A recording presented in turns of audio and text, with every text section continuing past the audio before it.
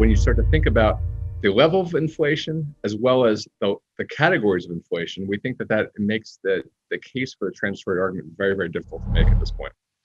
And there's a few reasons for that. So I'm just going to list off as quickly as I can the key drivers of inflation and why it's unlikely to be transitory. In the intro, you mentioned the money supply. Yes, the money supply is up over 30% in the past year, but the level of the money supply, the increases are still present day well above long-term averages. That's increasing demand. Supply chain issues. We are more dependent on foreign goods now than ever. At the same time, we've got these fragile supply chain issues related to COVID. So that's another issue causing inflation.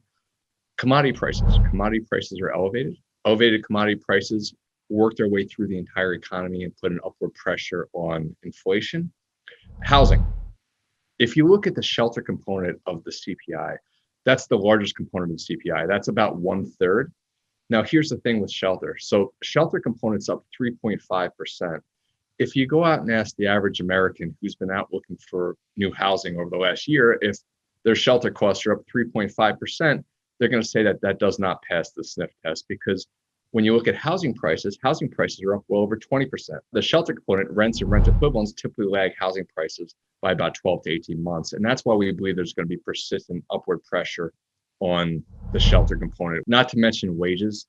Employees are looking around, seeing higher costs everywhere. They want to maintain their standard of living, so they're asking for wage increases. That's putting upward pressure on the goods and services that we all purchase.